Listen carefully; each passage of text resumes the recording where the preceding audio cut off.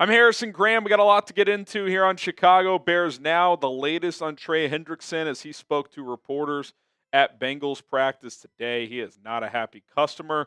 Good news from the NFL when it comes to the Chicago Bears before the schedule drops. An interesting, speaking of the schedule, an interesting internet rumor. Someone claims to have the entire Bears schedule.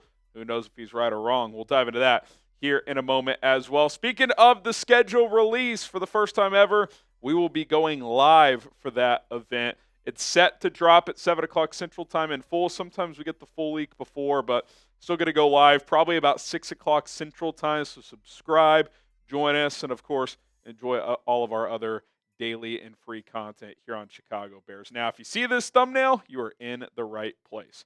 Okay, let's talk about Trey Hendrickson. He is pretty clearly fed up with this whole contract situation with the Cincinnati Bengals. Reported to the building today, not to practice, but to talk to the media. Paul Dinner said that Hendrickson just spent 25 minutes talking to the media and had a lot to say, didn't hold back. The word disappointed was used often, said his statements have been, quote, provoked. Asked explicitly if he will play on his current deal, he said no. Stay tuned, much more to come. Speaking of which, he also had this to say directly, quote, if I sat here with 4 sacks, they'd want a pay cut and some money back. I'm not going to apologize for the rates being paid to defensive ends in the National Football League, nor should he. And Jordan Schultz added this as well. Hendrickson told reporters essentially that Zac Taylor, the head coach, texted him and said that if you're not at mandatory minicamp, we are going to fine you. That frustrated Hendrickson, given the poor communication from the team, yada, yada, yada. He will not play under his current contract, which is $16 million. He's pretty tired of the BS. A year ago, he had a pretty strong case to hold out for a new deal, but there was 2 years left in his deal, so he said, okay, I'll play. I'll be a dominant player for another year, and you guys can take care of me next year. Cool? Cool. Well, he did that, and he has not been taken care of. He's making $16 million, and Danielle Hunter, really good player, is making almost $36 million, almost $20 million more dollars. Like, he'd be silly to play on that contract. And given that they've already paid Joe Burrow, T. Higgins, Jamar Chase, I don't think the Bengals are going to pay up, and I do think they're going to end up trading him. So if you're the Chicago Bears and you've been aggressive this offseason, you have a young, ascending team with a head coach and a coaching staff that you seem to be high on. No, we haven't seen this group play together, but the goal is to win. Do you just go all in? Do you take a swing at Trey Hendrickson and try to make this thing happen for a team who has not been competitive in quite a while? Here's what I think a trade could look like. Hendrickson and a 5th to the Bears for a 2nd. You could try just a 3rd. I don't know if that gets it done. You could do like a 3rd in Austin Booker. I don't know. I don't think you're going to have to give up a 1. I don't think I would give up a 1 considering the contract you would have to pay. So swap a 2 and 5, take a Hendrickson off their hands. He's 30 years old. You're going to have to pay him major money. I think that's more than fair for really any team that's trying to trade with the Cincinnati Bengals, especially an NFC team, to get him out of the AFC. Now, you're going to have to pay him, and you're going to have to pay him a lot of money. What's the floor? I don't know. Like Bosa, Crosby, like, is that the floor? Does he want to top? Like, if I'm his agent, I'm probably wanting to top Danielle Hunter. Now, that $35.6 million was a 1-year extension, so maybe you could get him on like 33 to 35 if you commit to a 3-year deal with most of it guaranteed. Maybe that gets it done. I don't think it'll cost Myles Garrett money, but again, if I'm repping him, I'm probably saying it starts at 36. Like, I'm going to be the number 2 paid guy because he knows Micah Parsons is going to top him. He knows that TJ Watt's probably going to top him, so he wants to make sure he's in there in the top 4 or 5. And also, he knows this is the last time he's going to cash in. So I don't blame him at all for being frustrated. $16 million for what he produces is kind of a joke. I mean, it really is. It really, really is. And for what it's worth, any team that trades for him, his cap hit for this upcoming season would also be $16 million. So, given the Bears situation, they would almost certainly have to extend him, which I think any team that trades for him would have a deal in place. And then you lower the cap hit for this year because that's what the Bears would have to do given their current cap situation for 2025. Here's my contract projection, whether it's a brand new 3-year deal, a 3-year extension, or a 1+2, given the year he has left, whatever it is. 3 years, 108 million, 36 a year, 95 guaranteed. It's going to be a lot of money. It's going to be a lot of money to get a guy like Trey Hendrickson under contract for the foreseeable future. But again, if you're one of these teams, and we're talking about the Bears here, obviously, like if you feel like this guy can get you over the top, 35 sacks the past 2 years combined, had a 14 sack season in 2021. He has been consistently a top 3-4 pass rushing edge for years now.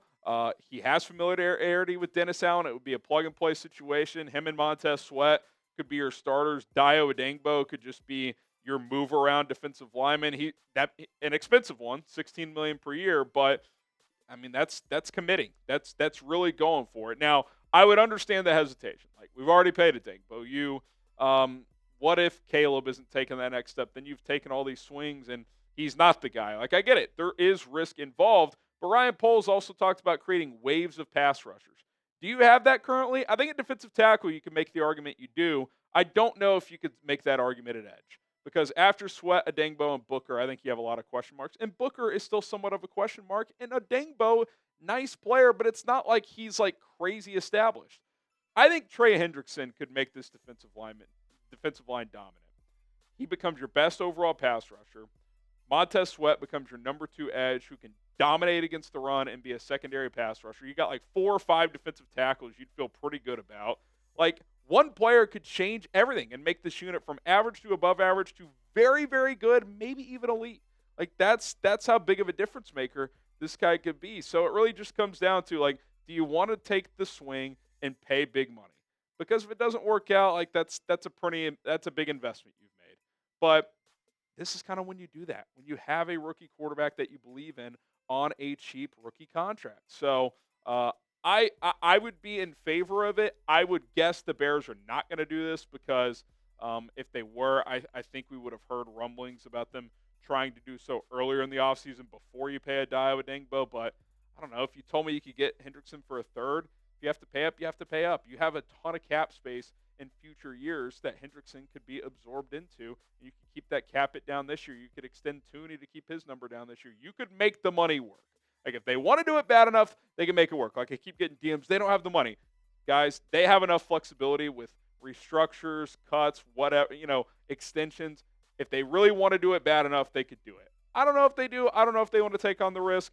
I'm not going to be disappointed if they don't. They've had a pretty hell of an offseason on paper. But, man, this could really put this team over the top potentially. Like, if the offense hits, Hendrickson makes the defense potentially dominant if he continues the play he's at, which I don't have any reason to believe he's slowing down, at least for the next couple of years. He's been that freaking good.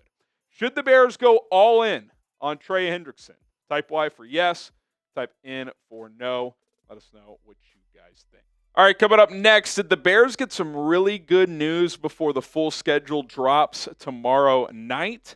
We'll talk about that here in just a moment. But first, get your Colston Loveland jerseys today at chatsports.com/Loveland. That link is in the comments and in the description. If you want to represent number 84, rep the rookie. Pre-order your jerseys right now, chatsports.com/Loveland. All right, Adam Schefter had an interesting tweet earlier today, credited Bill Sparrows here on this nugget. And based on everyone's opponents and the international games being finalized now, so on and so forth, he was able to calculate every team's air mileage at travel coming up this year. Bears have the 5th lowest at just over 12,000 miles compared to, 37,000 for the top team, so a third of that total.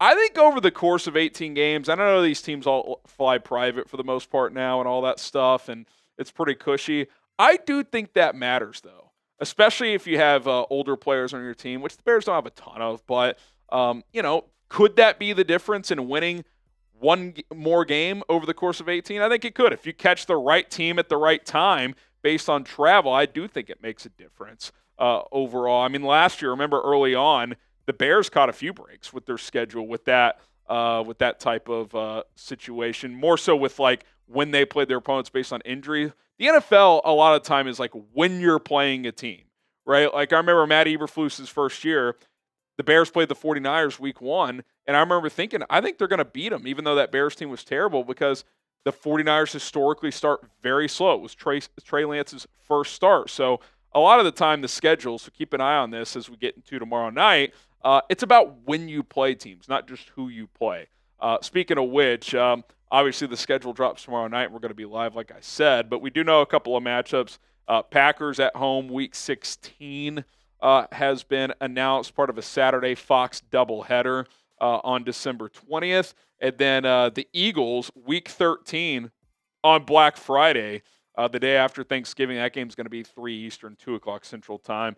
Rumors of Bears Commanders on Christmas. I think there's some legs to that. We'll have to wait and see if that ends up being the case or not. Now, speaking of which, deep internet rumor. There is an account on Twitter. It's this guy mostly tweets out gambling content. He's got like 4,000 followers, so who knows? I don't know if he's guessing or if someone texted him the schedule, maybe someone that works for the league or the Bears. Sometimes this does happen, and the leaks end up being accurate, and sometimes they're made up. Sometimes they're somewhat accurate. Who knows? He tweeted this out right here, that this is the Bears' schedule, and obviously it's got the current games that have been leaked already. Or not even leaked, confirmed, the Black Friday Eagles game, and then Packers in Week 16. He does have Bears at Commanders Christmas, Week 1 at Minnesota. 6 out of the first 9 games are on the road in this case, which that would be pretty damn difficult. So, again, no idea if this is accurate whatsoever. We'll have the full schedule tomorrow, but you're already starting to see rumors, leaks. Bears at Vikings Week 1 would be pretty interesting. J.J. McCarthy's first start. Caleb Williams with Ben Johnson kind of hitting the reset button here. So that would be juicy. We'll see. I would guess if that's the game, that's probably the Fox afternoon Sunday game. So that would certainly be fun. But again, no idea if that's accurate or not. Speaking of the schedule, a couple more early announcements before tomorrow night the full schedule drops. Tomorrow morning on the CBS Morning Show, CBS will have a schedule announcement. I don't know if that's a specific game, their Week 1 matchup, a couple of games, who knows, but we will hear that tomorrow morning. Netflix, I'm not sure when tomorrow, but before the full schedule drops at 8 Eastern, we'll hear the 2 Christmas games. I think the Bears are going to be one of those, but I also thought that that Eagles-Packers was going to be the other Christmas Day game. That got announced today as a November game, so maybe not. Who knows? And then the full schedule will be out tomorrow night, which we will be live for. Okay, who do you want the Bears to play in Week 1? If you had to pick one team, who would you like to see Chicago play? Let us know in the comment section below. And don't forget to subscribe and join us for the full schedule release. We'll have some kind of video go out tomorrow morning, early afternoon. If we get more schedule leaks, we'll probably just make that the video. Then we'll go live, likely around 6 o'clock Central Time. Maybe a little earlier, maybe a little later, depending on the flow of the day, but for sure well before 7 o'clock Central when the schedule is dropped. My name is Harrison Graham. Hit that subscribe button and bear down.